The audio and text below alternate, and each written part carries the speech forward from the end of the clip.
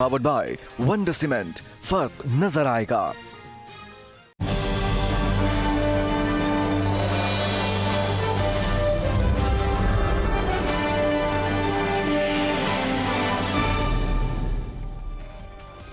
आप देख रहे हैं दो टूक, और दो टूक में आज हम बात करेंगे सीए को लेकर। क्या सीए को लेकर देश में कुछ नेता वापस उसी विरोध और हिंसा के दौर को दोहराना चाहते हैं? क्या इस कानून को लेकर मुस्लिम समुदाय में अनावश्यक भ्रम फैलाया जा रहा है? क्या इस मुद्दे पर चंद नेता सियासी रोटी सेकना चाहते हैं? एक कानून जिसका उद्देश्य पड़ोस के 3 मुस्लिम देशों में प्रताड़ना के बाद भारत आए अल्पसंख्यकों को नागरिकता देना है। क्या तुच्छ सियासी फायदे के चलते उसे लेकर जबरदस्ती का विरोध खड़ा किया जा रहा है? कानून को जबरदस्ती एक समुदाय विशेष के खिलाफ खड़ा करने की कोशिश की जा रही है।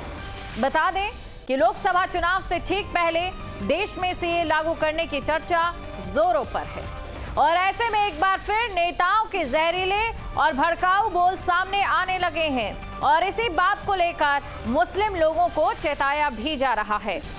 ऑल इंडिया मुस्लिम जमात के राष्ट्रीय अध्यक्ष मौलाना मुफ्ती शहाबुद्दीन रिजवी बरेलवी ने उनका ये कहना है कि इस कानून से भारत के मुसलमानों का कोई लेना देना नहीं। वहीं उन्होंने एसपी सांसद डॉक्टर शफीकुर रहमान बर्क को भी आड़े हाथों लिया है। उन्होंने कहा कि बिना कानून का अध्ययन किए कोई भी बयान देना किसी सांसद को शोभा नहीं देता। बता दें कि पिछले दिनों बर्क ने कहा था कि अगर सीए लागू हुआ तो हालात और खराब हो जाएंगे। तो क्या सीए को लेकर नेता अपने इस गलत और भड़काऊ बयानबाजी से बाज आएंगे? क्या ये नेता वापस देश को उसी हिंसा और विरोध की आग में झोंकना चाहते हैं? इसी पर करेंगे चर्चा, लेकिन उससे पहले सुनिए ये बयान। मुसलमान का दिल ही जानता है। क्या हमारी मुस्लिम लेडीज इस बात को भूल गई हैं या भूल जाएंगी कि जो उनके साथ जुल्म ज़्यादती हुई है और उनके शौहर मारे गए हैं, उनके नौजवान लड़के मारे गए हैं। सीएए का मुसलमानों से कोई लेना देना नहीं है, और समाजवादी पार्टी के नेता लोग ये कह रहे हैं कि अगर सीएए लागू हुआ तो भारत के हालात खराब होंगे। तो ये बयान उनका गुमराह कुन है और मुसलमानों को डराने और धमकाने वाला है। देखिए, कौन क्या कहता है, इससे समाजवादी हमेशा समाजवादी विचारों को लेकर चलती है। हम संविधान और न्यायपालिका को मानने वाले लोग हैं और समाज को आगे ले जाने की बात करते हैं, समाज में समानता की बात करते हैं, सामाजिक न्याय की बात करते हैं, समाज कैसे आगे बढ़े। कौन है ये मौलाना, हम तो जानते नहीं। भारतीय जनता पार्टी के कुछ लोग सीए पर खाम खा की बातें करने की कोशिश कर रहे हैं, असली मुद्दे से जनता को भटकाने की कोशिश कर रहे हैं, भारतीय जनता पार्टी के एजेंडे पर खेल रहे हैं।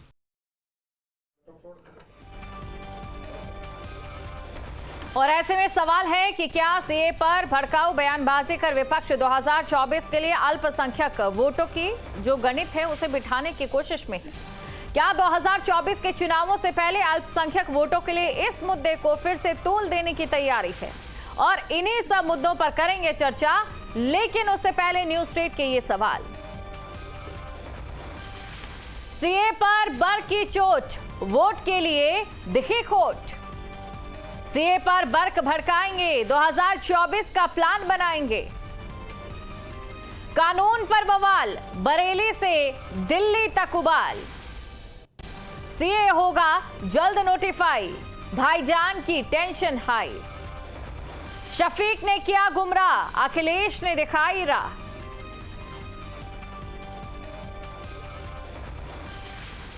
तो तमाम जो गेस्ट हैं वो हमारे साथ इस समय जुड़ चुके हैं। शरद त्रिवेदी जी बीजेपी से प्रवक्ता हैं, कपीश श्रीवास्तव भी एसपी से प्रवक्ता हमारे साथ हैं, आचार्य राज मिश्रा जी हिंदू धर्मगुरु हैं, और मौलाना शहाबुद्दीन सिद्दीकी जी जो कि मुस्लिम स्कॉलर हैं।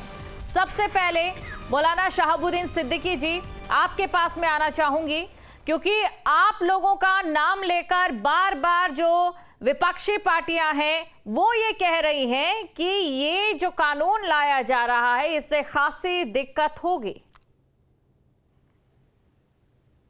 देखिए, ये जो कानून है सीए, तो इस कानून में कहीं भी मुसलमानों को कोई दिक्कत और परेशानी का सामना नहीं है। दरअसल इसका जब मैंने इसका मुताला किया और इसको मैंने कायदे से एक एक लाइन जब पढ़ी तो इससे पता चला कि इसमें कहीं भी मुसलमानों की शहरियत के ताल्लुक से कोई जिक्र नहीं है और ना कोई बात की गई है जी। ये दरअसल कानून जो पड़ोस के मुल्क ममालिक हैं, अफगानिस्तान है, पाकिस्तान है, बांग्लादेश है वगैरह, तो इन ममालिक के ताल्लुक से बात की गई है कि यहाँ से जो लोग हिंदुस्तान आए, हिंदुस्तान में सालों से यहाँ रह रहे हैं और वहाँ पर जुल्म ज्यादती का शिकार हुए, उनको प्रताड़ित किया गया और वो भाग करके हिंदुस्तान आए, हिंदुस्तान में रह रहे हैं, तो ये नागरिकता के लिए इनके लिए कोई उसूल ज़ाब्ता नहीं बना हुआ था। तो इसलिए गवर्नमेंट ने एक ज़ाब्ता बनाया है कि ये लोग भी यहाँ की शहरियत हासिल कर सकते हैं। यानी कि एक बस जो आपने मालूमात जुटाई है उसके अनुसार ये एक प्रक्रिया है जिस प्रक्रिया के तहत जो अल्पसंख्यक है इन 3 देशों के, उन्हें यहाँ पर नागरिकता दी जाएगी। और चलिए आप चलते हैं कपिल श्रीवास्तव जी के पास और उनसे जान लेते हैं, जब इन्हें कोई दिक्कत नहीं है जनाब, तो एसपी की ओर से, उनके नेताओं की ओर से, और चाहे आप लोग जिस गठबंधन में हैं, INDIA की मैं बात कर रही हूं, उनके जो घटक दल है उनके नेताओं की ओर से लगातार ऐसी बयानबाजी कर माहौल को क्या दिशा देने की कोशिश की जा रही है? पहली चीज तो ये आपको हम कह दें कि हम लोग का मुद्दा जो है वो CA NRC नहीं है, क्योंकि अब सरकार का भी मुद्दा ये नहीं है। भाई भारतीय जनता पार्टी का कहाँ मुद्दा है? अगर मुद्दा उनका होता तो वो उठा रहे होते, बहुत पहले लागू कर दिए होते। तो कब्जियत वक्त बावेला क्यों? और ये कब तक एहसास कराया जाएगा? अभी जो हमारे मुस्लिम स्कॉलर मौलाना साहब हैं वो इस बात को कह रहे थे कि हिंदुस्तान के मुसलमानों से कोई मतलब, तो उनको समझाना चाहिए मुसलमानों को। वो तो स्कॉलर भी हैं, मौलवी भी हैं, मौलाना भी हैं, आखिर इन पर क्यों कोई विश्वास नहीं कर रहा है? या कुछ इनके कर्म ऐसे होंगे। मैं तो एक बात ये कह रहा हूं कि बेरोजगारी पे बात करो ना, महंगाई पे बात करेंगे, बेरोजगारी की बात करेंगे। आपके पार्टी के नेताओं की ओर से CA को लेकर बयान दिया जाता है, बेरोजगारी की भी बात होगी लेकिन CA को लेकर बयान दिया जाता है, उसी पर तो आपकी प्रतिक्रिया चाह रहे हैं कि जब मुस्लिम समाज के लोगों को दिक्कत नहीं तो आप लोग क्यों? उन्होंने CA और NRC दोनों के उस पर कहा है और ये मौलाना साहब बता नहीं पाएंगे कि NRC का फुल फॉर्म क्या है, बता नहीं पाएंगे, गारंटी कर रहा हूं। ये कानून बहुत पढ़े हुए हैं ना, तो मुझे बताओ। और एक बात ये बताइए सर, सारे आपके सवाल पूछ लूंगी, बस मुझे इस बात का जवाब दे दीजिए कि मुस्लिम समाज के लोगों को अगर दिक्कत नहीं तो आप लोगों को काहे की दिक्कत? फुल फॉर्म पूछ लूंगी मैं उनसे, आप मुझे बस ये बता दीजिए। सरकार को दिक्कत है। अगर सरकार को CA NRC लाना होता तो सस्पेंड क्यों कर देती? वो अपने उसमें कमी समझी, तभी तो अभी तक लागू नहीं की है।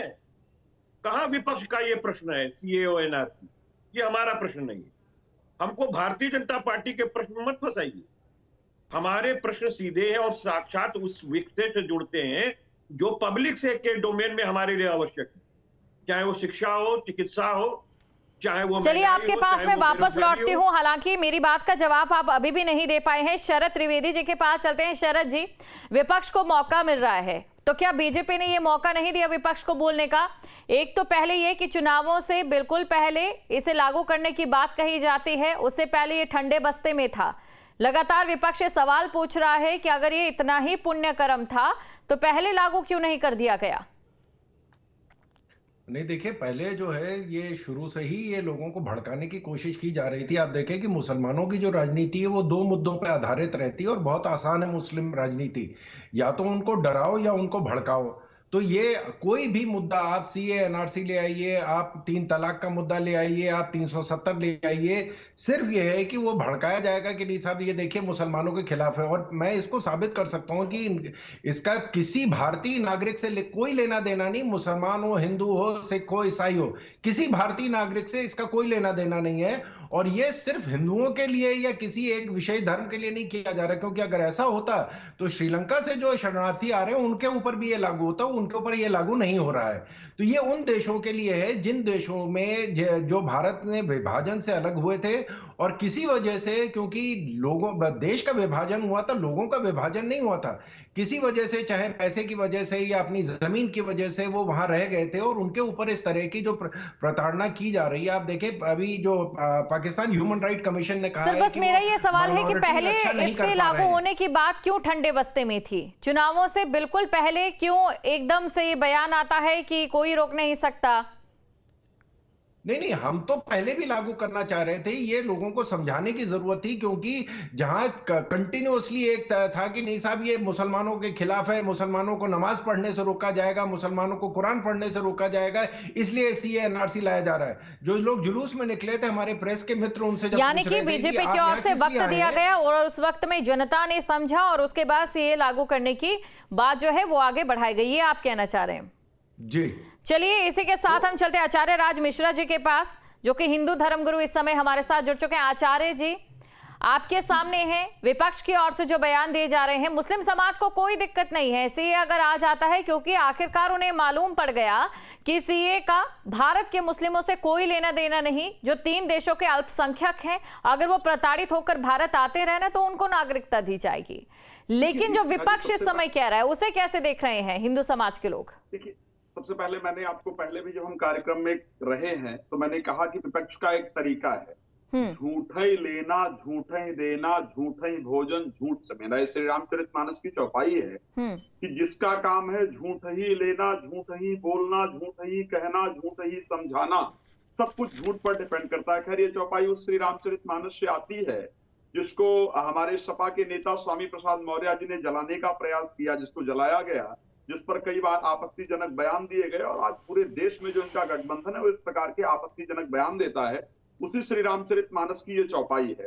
और एक और चौपाई मैं कहता हूं, ते ही सुहाय न नगर बधावा और चोर न चांदनी रात सुहावा।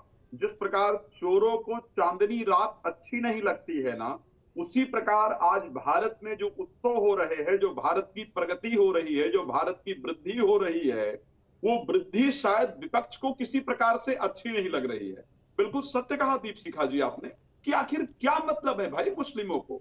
जो सीए है, सिटीजन अमेंडमेंट जो बिल है जिसकी हम बात कर रहे हैं, भाई वो तो नागरिकता देने का बिल है, किसी की नागरिकता छीनने का बिल तो है ही नहीं। तो जब नागरिकता छीनने का बिल नहीं है और वास्तविकता में हिंदुस्तान के किसी मुसलमान का उससे कोई संबंध नहीं है, उसका संबंध तो उनसे। चलिए, यानी कि कुल मिलाकर हिंदू समाज की बात करें, मुस्लिम समुदाय की बात करें, दोनों की तरफ से ये बात पूरी तरह से साफ है कि किसी भी तरीके की कोई दिक्कत नहीं। तो इसीलिए मेरा सवाल फिर से घूमकर कपीश श्रीवास्तव जी आपके पास आ जाता है। कपीश जी, एक मिनट। आचार्य जी, आप मुझे अब बताइए कि एक तरफ आप राम मंदिर में निमंत्रण के लिए आतुर हो रहे हैं, फिर वही लोग जो कि राम को अपना सब कुछ मानते हैं, अगर वो भारत में आते हैं तो सीए से ऐसी ये कौन सी दिक्कत है कि आपके ही पार्टी के नेता इसको लेकर बयानबाजी करते हैं? हम तो कह रहे हैं कि भाई हमें कोई दिक्कत नहीं है, हमने कब आंदोलन किया इसके विरुद्ध? तो फिर काहे आपके नेता और बाकी लोग बयान दे रहे हैं, पार्टी से अरे भाई सुने आचार्य जी सुने, आप छद्म रूप में क्यों बैठे हैं? आप छद्म रूप धारण क्यों किए हुए हैं? आप छद्म रूप धारण क्यों किया? आप मुझे बताइए, आप सत्ता पक्ष के हैं क्या? आप सारे विपक्ष को दूसरा बता रहे हैं, तो तभी तो इसके मतलब आप सत्ता पक्ष के हुए। मैं भारत का, और आप सत्ता पक्ष को हिंदू है, क्या बता रहे? चांदनी रात बता रहे हैं। आपसे 105 लाख करोड़ रुपए का मुझे दावा करके आप पूछने का अधिकार है, क्योंकि मेरे देश में दंगा भड़काने का काम आप नहीं कर सकते। केवल सत्ता पक्ष के आप धर्मगुरु नहीं, आप दलाल हैं। देखिए कपीश जी, थोड़ा सा शब्दों का ध्यान रखिए। आप अपना विरोध दर्ज करा सकते हैं, बस शब्दों का जरा ध्यान रखिए। जो व्यक्ति ये ना जानता हो कि 105 लाख करोड़ रुपए का ऋण लेकर के सत्ता ने डुबा दिया है देश के बेरोजगारों को, देश के अंदर महंगाई ठोक दी है, उनका ये बता रहे कि सब चमक रहा है, इंडिया शाइनिंग हो रही है। अरे आप जैसे लोग हैं जिन्होंने इस देश का पतन कर दिया है, और रामचरित मानस जलाने वालों, ध्यान लिख देना। आचार्य राज मिश्रा जी, आचार्य राज मिश्रा जी, आपका जो सवाल है वही मैंने उनसे पूछा। कपीश जी, आप मेरी बात सुनिए, मेरी आवाज सुनिए, और आप आचार्य राज मिश्रा जी अनुरोध करती हूँ संयम से काम लीजिए। इस प्रकार की भाषा इनको टीका लगाने से कोई धर्मगुरु नहीं होता है। आचार्य राज मिश्रा जी अनुरोध करती हूँ आपसे कि आप संयम से काम लीजिए। कपीश जी से मैं सवाल पूछ रही हूँ। सबसे पहले आचार्य राज मिश्रा जी और कपीश जी, आप भी थोड़ा शांति से काम लीजिए। आप दोनों से मैं अनुरोध करती हूँ कि आप शांति से काम लीजिए। आप दोनों से उम्मीद करती हूँ कि आप शांति से काम लीजिए। कपीश जी, एक आखिरी प्रतिक्रिया दे दीजिए। कपीश जी, एक आखिरी प्रतिक्रिया आप दे दीजिए। आपसे बस मैं जानना चाहती हूँ कि सीए को लेकर धर्मगुरु बनाने से मना करो, जिसको इतनी शालीनता नहीं मालूम है। आप दोनों से मेरा ये अनुरोध है, दर्शक कुछ नहीं सुन पाएंगे आप दोनों अगर इसी तरीके से बोलते रहे। धर्मगुरु बनने लायक है। समझ में आया? ये तो इतना नहीं जानते हैं कि गीता के मौलाना जी, आप मुझे बताइए, लगता है वो दोनों अभी मेरी बात सुन नहीं सकते। आपसे मैं जानना चाहती हूँ कि अभी आपने देख लिया है, इस डिबेट में ही थोड़ा सा ये समझ भी गए होंगे आप कि किस तरीके से तमाम चीजें इस समय देश के सामने, सिर्फ इसी टीवी स्क्रीन पर नहीं, यही चीजें इस पूरे देश के सामने हैं। अब ऐसे में मुस्लिम समुदाय को लेकर क्या आपको भी लगता है वाकई एक भ्रम की जो स्थिति है वो यहाँ पर सीए के साथ पैदा की जा रही है, और क्या आपको इसके पीछे एक सूखी राजनीति दिखाई देती है? देखिए, मेरा तो किसी भी पॉलिटिकल पार्टी से मेरा कोई वास्ता, नाता, ताल्लुक नहीं है जी। और हाँ, ये जरूर है कि विधानसभा के इलेक्शन में तमाम मुसलमानों ने बड़ी ताकत और कुव्वत के साथ समाजवादी पार्टी को वोट दिया था, और खुद मुलायम सिंह से हमारे बड़े अच्छे मजबूत रिश्ते रहे। वो हमारी दरगाह पे बराबर आते रहे, यहाँ हम लोगों से अपीलें कराते रहे। हमने समाजवादी पार्टी के लिए अपीलें भी की हैं। मगर जो अभी प्रवक्ता जी बैठे हुए हैं सपा के, वो जो भाषा का इस्तेमाल एक मजहबी रहनुमा बैठे हुए हैं उनके लिए जो किया, लफ्ज दलाल का इस्तेमाल किया, ये गलत है। मैं इसकी निंदा करता हूँ, और पढ़े लिखे लोगों को इस तरह की भाषा इस्तेमाल नहीं करना चाहिए।